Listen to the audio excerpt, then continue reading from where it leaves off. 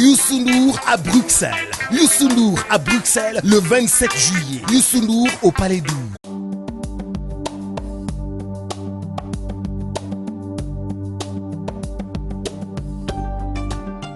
Messieurs, bonsoir. Il est 20h sur les antennes de la télé Futur Média. C'est parti pour le sommaire de cette édition avec les épreuves du baccalauréat général qui ont démarré.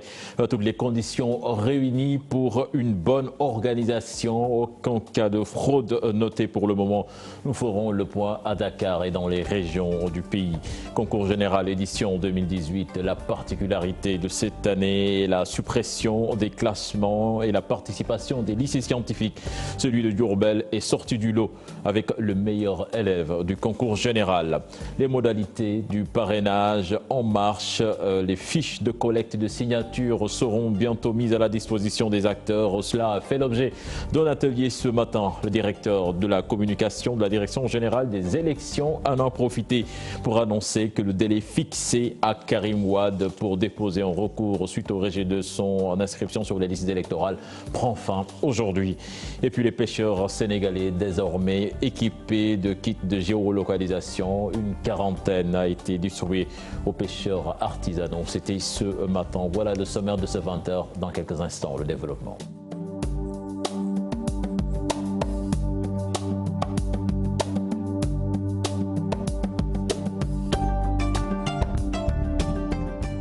Bienvenue à toutes et à tous. Rebondissement dans l'affaire Khalifa Sall. Lassana Diaby, le procureur général de la Cour d'appel, revient sur sa déclaration. Il demande le maintien de Khalifa Sall en détention par réquisition écrite déposée sur le bureau de la Cour. Pour rappel, lors de la dernière audience, Lassana Diaby avait demandé l'application de l'arrêt de la Cour de justice et de la CEDEAO. Certainement, nous y reviendrons dans nos prochaines éditions.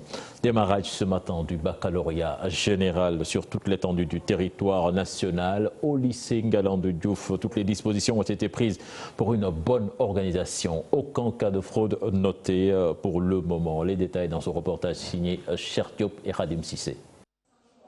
Pour la première épreuve, les candidats ont planché sur l'anglais. Dans cette salle, la concentration totale. Au bout de 4 heures, la fin de l'exercice, les premières impressions. Nous sommes au lycée Ngalandou Diouf. Dans l'ensemble, ça va, parce qu'on a commencé par l'anglais, donc c'est abordable aujourd'hui, franchement, pour être franc, c'est abordable. On a fait anglais, c'était abordable parce que c'est un sujet d'actualité. C'était pas facile, c'était pas difficile, hein. Oui, c'était abordable. Ouais, on l'a fait encore sans aucun problème, hein. Peut-être pour certains élèves, ça peut être facile, au cas où l'anglais n'est pas leur soir. Mais quand tu aimes vraiment l'anglais, tu ne peux pas avoir de problème sur ça. Des épreuves accessibles, ces candidats restent optimistes pour la suite. Pas à 100%, mais genre à 90%. Rassuré, on a un bac de fils avec mention, Inch'Allah. Oui, c'est rassuré, à 100% rassuré. Ouais. 2 jurys composent ce centre, le 1192 et le 1193. Pas encore de cas de fraude, selon les présidents. Nous avons 300 candidats au jury 1193. D'accord. Toutes les mesures sont prises. Et ajouter l'interdiction du téléphone portable. Tout se passe normalement, il n'y a pas de cas de fraude. Et les surveillants aussi sont en place. Et aussi, pour les dissuader aussi, dans les salles de classe, nous avons au moins 3 surveillants par salle de classe. Dans l'après-midi, les candidats ont composé en histoire et en géographie. Ce mercredi, 2e jour du baccalauréat général consacré aux mathématiques et au français. Les examens du baccalauréat se déroulent normalement dans la capitale du Nord à Saint-Louis. 10 919 candidats sont inscrits dans les 30 centres d'examen. On note une prédominance des filles dans les séries littéraires, 5 248 contre 4 458 garçons. Dans toute la région, les téléphones portables ont été formellement interdits. Les détails avec Ousseynou Diop et Habib Sek. L'adjoint au gouverneur, les autorités académiques et les syndicalistes ont visité 4 centres témoins de la région de Saint-Louis. Au total, l'académie a enregistré 10 919 candidats au baccalauréat. Dans les séries littéraires, on note une prédominance des filles, 5 248 contre 4 458 garçons. Au niveau de Saint-Louis, nous avons inscrit au total 10 919 candidats pour l'ensemble des séries. Oui, il y a des absents. Il nous reviendra de faire le point et de voir ces absences concernent quelle catégorie de candidats.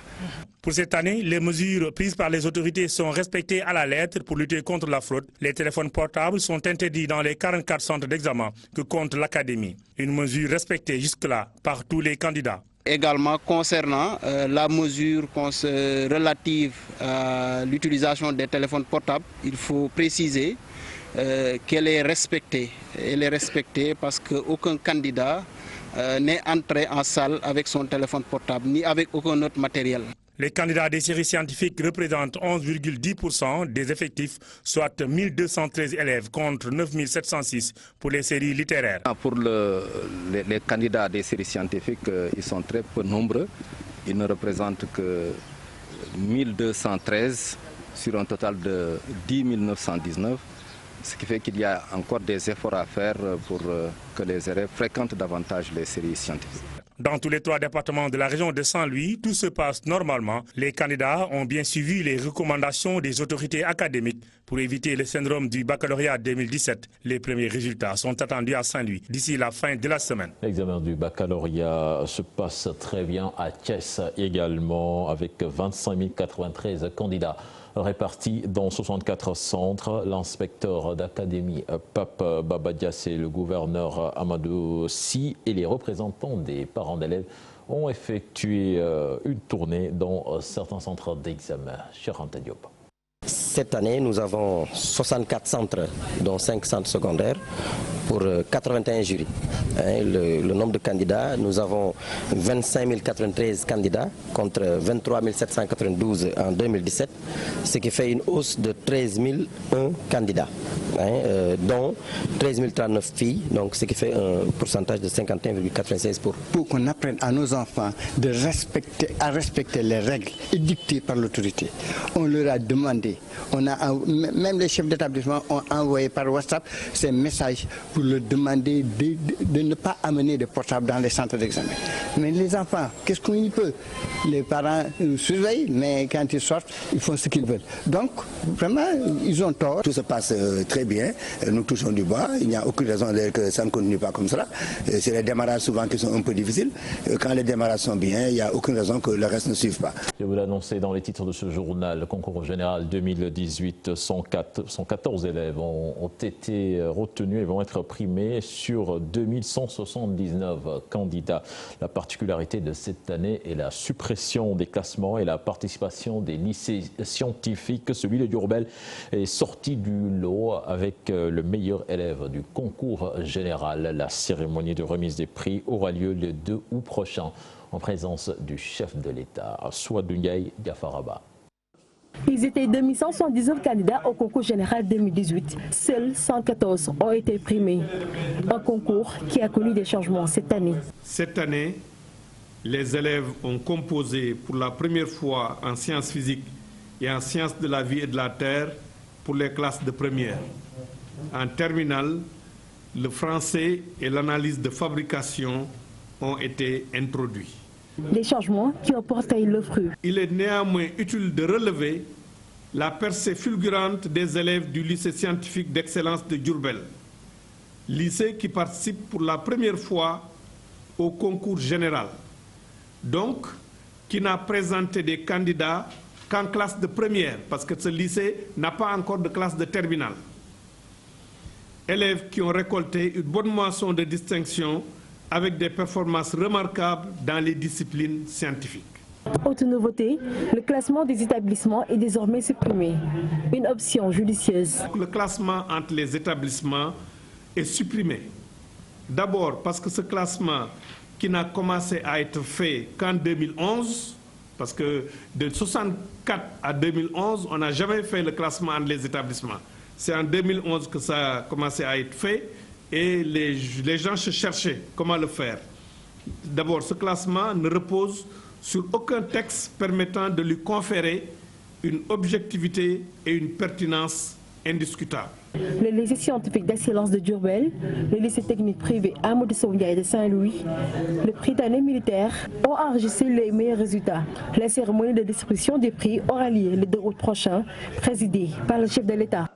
Parlons de toute autre chose à présent avec le procès des faux médicaments de Touba Belel. Les exceptions de nullité soulevées par les avocats de la défense dès l'entame de l'audience sont mises en délibéré au 18 septembre prochain. Les avocats de la partie civile pensent que ces exceptions n'arrangent pas les prévenus. Les détails avec Babacar Diouf. Dès l'entame de cette audience, par 2 fois renvoyée, les 2 parties butent sur la procédure ayant conduit à l'arrestation des 2 prévenus.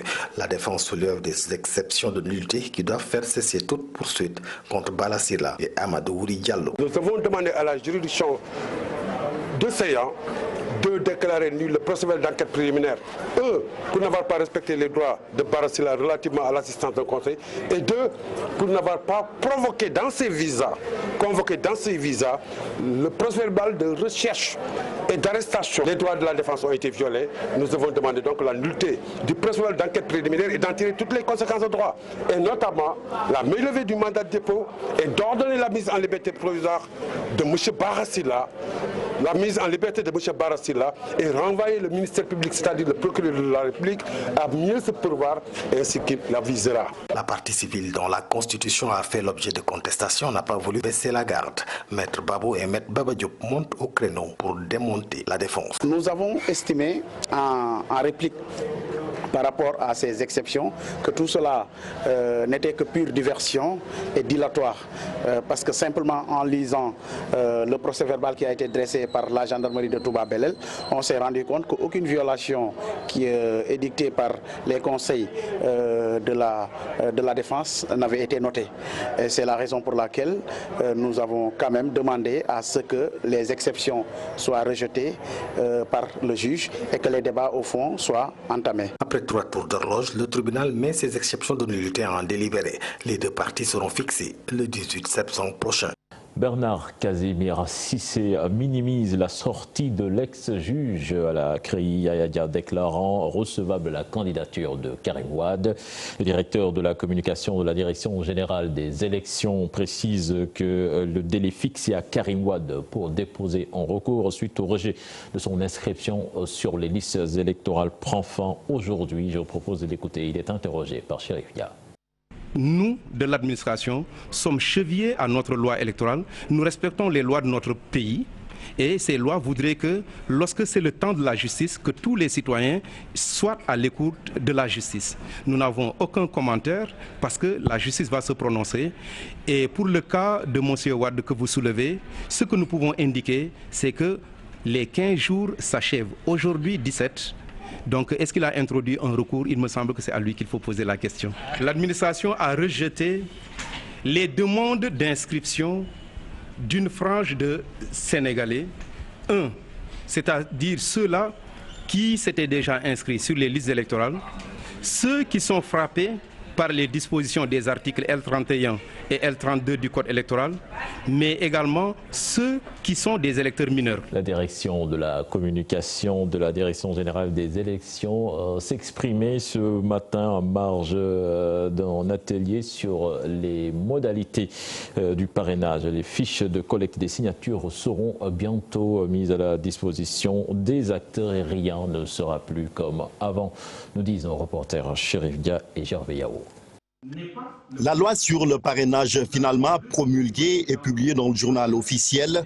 Les modalités sont fixées montrant la voie aux candidats pour la collecte de signatures. Cette fiche va indiquer les données que les collecteurs, qui sont des personnes désignées par les candidats eux-mêmes, ils vont aller chercher notamment le prénom, le nom, le numéro de carte d'électeur, la circonscription électorale, recueillir la signature des parrains. À ces informations s'ajoute un discriminant laissé à l'appréciation du ministre de l'Intérieur.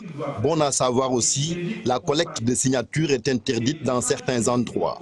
Ce discriminant, il est fixé par le ministre chargé des élections, notamment le ministre de l'Intérieur, qui, au moment où il va signer son arrêté, va le rendre public. C'est un élément nécessairement qui est prévu et qui est sur la carte d'électeur du citoyen. Donc c'est un élément qui va être vulgarisé. Le ministre le connaît et dès qu'il signe son arrêté, il va l'indiquer pour que nul n'en ignore. Les militaires et les paramilitaires peuvent parrainer des candidats, mais en ce moment-là, il faudra que le candidat les trouve ailleurs que dans leur service ou bien dans leur cantonnement. Et nous ne pouvons pas le faire également au niveau des établissements de santé, c'est ce que dit la loi. L'administration met en garde les électeurs contre toute tentative de parrainer plus d'un candidat. Si d'aventure il parrainait plusieurs listes à la fois, c'est la liste qui aura été déposée en premier lieu. C'est pour cette liste-là que son parrainage va être valide.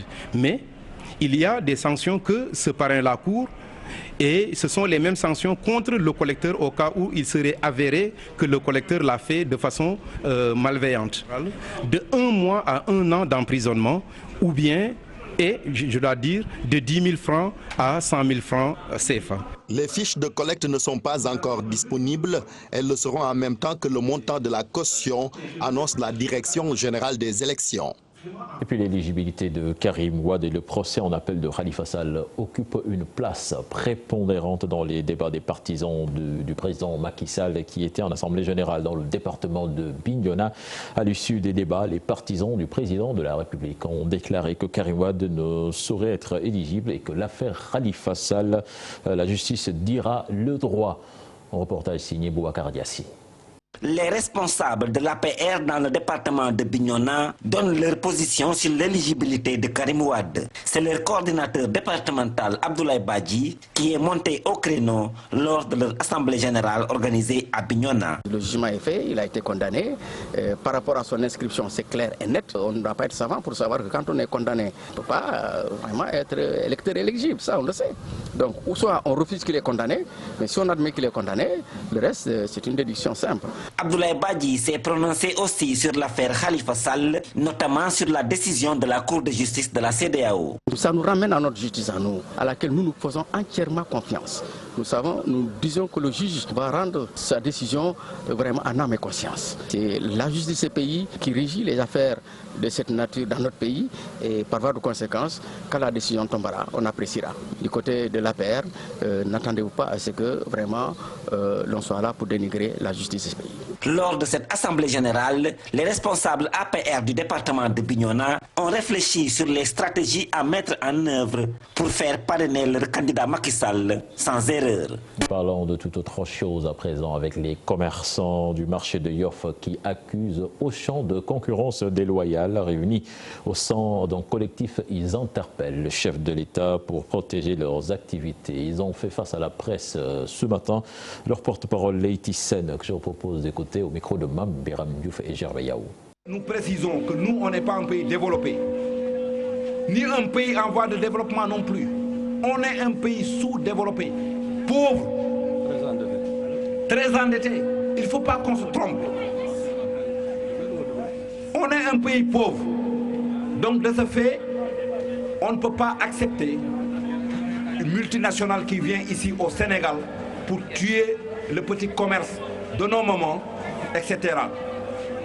Nous lançons un appel solennel au gouvernement sénégalais et à la population sénégalaise de faire face à ce fléau. Nous lançons également un appel solennel à notre ministre du tutelle d'arranger le problème le plus vite possible. Sinon, les jours à venir, quand ils voient le résultat, ils sauront que c'est nous qui s'activons. Nous sommes de la population, nous sommes des citoyens et des patriotes. Donc ils n'ont qu'à faire le maximum pour régler ce problème et dans les plus brefs délais. Plus par fond de crise au Conseil national de la jeunesse, des membres du conseil exécutif de la structure ont été interdits d'accès à leurs locaux. Très en colère, ils critiquent la gestion qu'ils qualifient de nébuleuse du conseil et demandent le départ du président Khadim Diop. Il faisait face à la presse cet après-midi. Compte rendu signé Cheikh Hassan Fall et Dili Diémé. Ils viennent des quatre coins du pays et sont membres du Conseil national de la jeunesse, mais sont tous dans l'impossibilité d'accéder à leurs locaux. Et pour cause. Nous avions voulu quand même venir tenir ici un point de presse au niveau du siège pour dénoncer un certain nombre de comportements de notre président, le président Khadim Diop. Mais malheureusement, à notre arrivée, on s'est rendu compte que le siège nous a été fermé et à l'intérieur, nous avons constaté qu'il y a des nervis qui ont été recrutés tout simplement pour nous barrer la route. Des membres du conseil exécutif qui critiquent la gestion de leur président. Khadim Diop, jusque-là, il avait un programme bien ficelé, les 14 points, les 14 urgences dans les 14 semaines. Mais je vous assure que parmi tous ces points-là, jusque-là, rien n'a été fait. Et je vous dis, rien n'a été fait. Il considère le Conseil national de la jeunesse comme une entreprise publique ou comme une entreprise familiale. Des jeunes qui comptent bien sévir pour mettre un terme à la mauvaise gestion de leur structure. Maintenant, nous allons convoquer, nous allons d'abord informer toutes les autorités sénégalaises. Ensuite, nous allons convoquer un comité exécutif extraordinaire pour quand même accélérer la destitution du président Khadim Diop et mettre en place un autre bureau qui sera du moins au service de la jeunesse sénégalaise. Joint au téléphone, le président du Conseil national de la jeunesse, Khadim Diop, déclare ne pas vouloir communiquer pour le moment sur le sujet. En attendant, les membres du comité exécutif se disent prêts à tout mettre en œuvre pour le destituer. Je vous l'annonçais dans les titres de cette édition, bientôt les pêcheurs sénégalais vont être équipés de kits de géolocalisation, cela pour éviter les accidents en mer qui sont devenus récurrents. Une quarantaine de kits a été remis aux pêcheurs artisanaux. Oumar Gueye, le ministre de la Pêche, reste convaincu également que les accords de pêche signés par le Sénégal sont plus qu'avantageux. Il a présidé la cérémonie de remise de kits à des pêcheurs, c'était ce matin. Compte rendu signé Pape Faraning et Thierno Laurent Mendy. Les accidents en mer ne seront plus fréquents avec ces kits de géolocalisation. Les pêcheurs sont sous contrôle à tout moment. En cas de naufrage, ils seront vite secourus. Dotés de mécanismes de déclenchement d'alerte, constitue une étape cruciale dans la recherche de solutions durables à la problématique du suivi en continu des embarcations non pontées au Sénégal. Ce pêcheur qui est en mer, qui dispose de systèmes de géolocalisation, donc, pourra être suivi en temps réel, à chaque moment, chaque instant, 24 heures sur 24, nous pouvons savoir telle pirogue se trouve à tel endroit avec des coordonnées précises.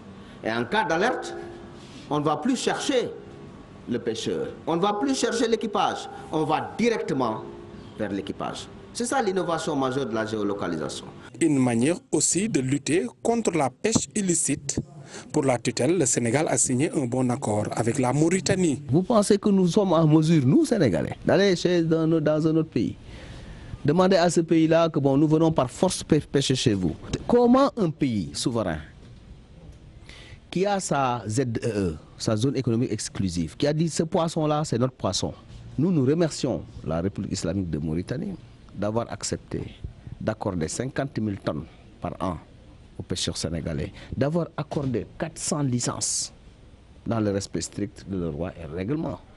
Je pense qu'il faut toujours regarder la vérité des faits avant de dire oui, les gens pensent. Il n'y a pas, au niveau de la pêche, s'il y a vraiment un pays qui protège bien sa ressource, c'est bien le Sénégal. Et ça, on peut le démontrer. C'est démontrable et puis les gens le savent. 40 kits de géolocalisation ont été distribués aux pêcheurs artisanaux, au moyen de réduire le temps de recherche en cas de catastrophe. Avec les accords et licences de pêche, le président national des mareyeurs du Sénégal soutient que la rareté du poisson sera désormais un mauvais souvenir à Tambacounda.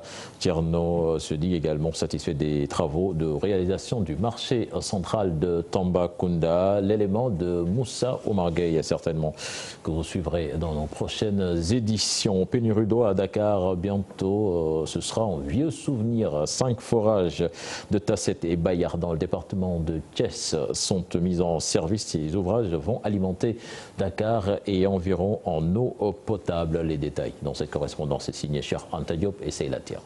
Des techniciens hydrauliques de la SONES, de la SDE, des associations de consommateurs et des représentants de l'Assemblée nationale, ensemble, ont visité les forages de Tasset et Bayar, les nouveaux réservoirs en construction pour s'enquérir de l'état d'avancement des travaux. Certaines infrastructures sont déjà en service. Ici, l'eau coule à flot. Vous l'avez constaté, sur le site de Bayar, nous sommes à peu près entre 95 et 98% de taux de réalisation. Ces infrastructures sont déjà en service. Nous avons ensemble appuyé sur le bouton Go des forages que nous avons visités. Les forages refoulent tous au niveau de cette station. Vous avez vu l'eau sortir tout à l'heure. Et dans les jours à venir, Inch'Allah, ces ouvrages seront mis à la disposition de la SDE qui renforcera l'alimentation des populations. Je suis très satisfait de cette visite. Il y a eu beaucoup de bruit autour de l'eau, surtout ces derniers temps-ci. Mais ce que nous avons vu sur le terrain nous rassure. Nous avons vu des investissements très structurants, des investissements extrêmement importants. Les Sénégalais, il y en a qui sont très fatigués, surtout dans la région de Dakar, dans le département de Dakar. Mais je peux leur demander de patienter encore un tout petit peu. Et dans les semaines, les mois à venir, je pense que cette question sera définitivement résorbée. Les associations des consommateurs qui ont fait le déplacement pour constater de visu les travaux sont satisfaites. Pour elles, ces investissements feront plaisir à des millions de consommateurs. Nous sommes rassurés aujourd'hui de voir ici derrière nous l'eau a coulé et l'eau a coulé à flot. Nous pouvons dire aujourd'hui aux Sénégalais, quelle que soit la situation, d'ici peu de temps, la question de l'eau ne sera plus une problématique, mais sera juste encore du souvenir. Le directeur général de la SONES est optimiste. Pour lui, le KMS3 va mettre dans le réseau 100 000 m3 d'eau par jour et que dans les semaines à venir, la question de l'eau ne sera plus une problématique. Cher Anta Diop, des étudiants ressortissants de la région de Kaffrine dans la rue contre les inondations récurrentes dans la ville. Ils ont dénoncé le non-respect des promesses des autorités sur la question. Modou Diop, le président de l'amicale des étudiants, je vous propose d'écouter au micro d'Ibrahim Diamé. Les étudiants, l'ambassadeur de notre localité, nous avons jugé nécessaire d'organiser ce point de presse pour dénoncer, pour rappeler le président pour qu'il respecte ses promesses. Mais malheureusement, en venant sur place, on a vu des forces de l'ordre, on a vu des gendarmes ou des policiers, ce qui n'est pas normal. Le fait de réclamer nos droits, juste, on nous fait des violences ou bien bon, on nous taxe des choses. Nous, on est là pour personne. On est là pour personne. On est là pour aucun parti. On est là pour Kaffrine. C'est Kaffrine qui est notre parti. C'est Kaffrine qui est notre parti. On le dit, on répète, c'est Kaffrine qui est notre parti. Les inondations, on note à chaque année les inondations dans les zones respectives de Kaffrine 2 et de Diamaguène Centre. Ces populations vivent toujours dans les eaux. Et bon, nous lançons un appel au gouvernement pour qu'il respecte ses promesses, pour qu'on règle une bonne fois pour toutes les problèmes des inondations ici à Kaffrine. Et puis comment maîtriser la question du foncier dans le bassin du fleuve Sénégal? L'interrogation intéresse les acteurs qui s'investissent dans la zone agroécologique de la vallée du fleuve. L'objectif est de réussir la maîtrise et la distribution des terres. Nos reporters ont rencontré quelques acteurs lors d'une journée d'échange sur la question. Ibou Diouf Demanao. Dans la zone agroécologique de la vallée du fleuve Sénégal, la construction des barrages de Gama et Manantali a réduit les surfaces consacrées aux cultures fluviales au bénéfice de l'agriculture irriguée, d'où la nécessité de revoir la gouvernance foncière. Aujourd'hui, nous voulons inverser la tendance. Et inverser la tendance voudrait qu'on mette en place une charte de la gouvernance foncière. Cette charte de la gouvernance foncière, comment maintenant on construit cette charte? Nous voulons construire ça de manière pratique sur la base effectivement des outils que nous avons mis en place. Nous avons les plateformes locales au niveau pays, au niveau des 4 pays. Discuter de charte va permettre aux exploitations familiales agricoles d'accéder au foncier. Discuter de charte va nous permettre aussi de réguler ces exploitations familiales et ces agrobusiness. La gouvernance foncière, évoquée de plus en plus au moment où la coexistence agrobusiness et l'agriculture familiale s'imposent dans la vallée du fleuve Sénégal. Et de notre côté, nous avons l'augmentation des populations. Et paradoxalement, dans ce bassin où on a eau, on a terre, nous constatons une insécurité alimentaire. Le débat est posé dans cette partie nord du pays. Il s'agit de trouver la solution la plus durable face à la problématique du droit foncier. Un foncier qui est un foncier irrigué représente une potentialité agro-pastorale.